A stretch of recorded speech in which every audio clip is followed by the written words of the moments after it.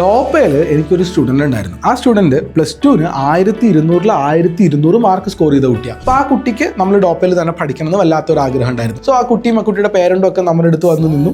Already first chance നീറ്റിൽ ആ കുട്ടി ഏകദേശം 560 മാർക്ക് അന്നത്തെ എക്സാം വെച്ചിട്ട് നല്ല സ്കോർ ആയിരുന്നു. ആ കുട്ടി നമ്മുടെ അടുത്ത് വന്ന് പഠിക്കാൻ വേണ്ടി തുടങ്ങി. കുട്ടി ഫസ്റ്റത്തെ എക്സാമിൽ തന്നെ വളരെ ആവേശത്തോട് കൂടി പഠിച്ചു. 3ാം റാങ്കോ മറ്റോ ആ കുട്ടിക്ക് ആ വീക്ക്ലി എക്സാംസിന് കിട്ടിയിട്ടുണ്ടായിരുന്നു. തൊട്ടടുത്ത എക്സാം ആയപ്പോഴത്തേക്കും ആ കുട്ടിയുടെ റാങ്ക് 4ാം റാങ്കായി. കുറച്ച് കഴിഞ്ഞപ്പോഴത്തേക്കും ആ കുട്ടിക്ക് ഒരു 6ാം റാങ്ക് കിട്ടി. കുറച്ച് കഴിഞ്ഞപ്പോൾ ആ കുട്ടിക്ക് 10ാം റാങ്ക് കിട്ടി എന്നൊക്കെ പറഞ്ഞിട്ട് കുട്ടിയുടെ റാങ്ക് ഇങ്ങനെ നിൽക്കാൻ തുടങ്ങി. ഈ കുട്ടി ഒരു 4 മാസം കഴിഞ്ഞപ്പോൾ നമ്മുടെ പഠനം നിർത്തി ആ കുട്ടി വീട്ടിലേക്ക് പോയി. ഈ 1ാം റാങ്ക് കിട്ടാത്ത ഒരു മാനസികാവസ്ഥയിൽ ആ കുട്ടി പറഞ്ഞ കാര്യം എന്ന് വെച്ചാൽ എനിക്ക് MBBS വേണ്ട, അപ്പോൾ ഇത്രയും കാലം MBBS മതി, MBBS ആണ് ജീവിതം, അത് മാത്രമേ ഉള്ളൂ എന്നൊക്കെ പറഞ്ഞിരുന്ന ആളോ അവരുടെ ആ മോട്ടിവേഷൻ നഷ്ടപ്പെട്ടു പോയി എന്നുള്ളതാണ്. എന്തുകൊണ്ടായിരിക്കും അവർക്ക് മോട്ടിവേഷൻ നഷ്ടപ്പെട്ടു പോയത്? തുടർച്ചയായിട്ടുള്ള ദുരനുഭവങ്ങൾ നേരിട്ടതുകൊണ്ടാണ്. നമ്മൾ ഈ നീറ്റ് പ്രിപ്പറേഷൻ എന്ന് പറയുന്ന ഒരു ഘട്ടത്തിൽ നമ്മൾ പറഞ്ഞു ടെസ്റ്റിംഗ് ആൻഡ് കണ്ടിന്യൂസ്ലി ഇംപ്രൂവിംഗ് എന്നുള്ളത് ഒരു പാർട്ടാണ്. മിക്കവാറും എല്ലാ ദിവസവും തന്നെ നിങ്ങൾക്ക് എക്സാം ഉണ്ടാവും. ഒരാഴ്ചയിൽ ഒരു 4 ദിവസം 5 ദിവസമെങ്കിലും നിങ്ങൾ എക്സാമുകൾ എഴുതേണ്ടതായിട്ട് വരും. അപ്പോൾ എഴുതുന്ന സമയത്ത് എല്ലായ്പ്പോഴും നമുക്ക് വളരെ സ്വീറ്റ് ആയിട്ടുള്ള മധുരമുള്ള മെമ്മറികളോ അല്ലെങ്കിൽ വളരെയധികം ഇഷ്ടപ്പെടുന്ന തരത്തിലുള്ള സാധനങ്ങളൊന്നും ആവില്ല നമുക്ക് കിട്ടുന്നുണ്ടാവുക. അപ്പോൾ നമുക്ക് എന്താ സംഭവിക്കുക?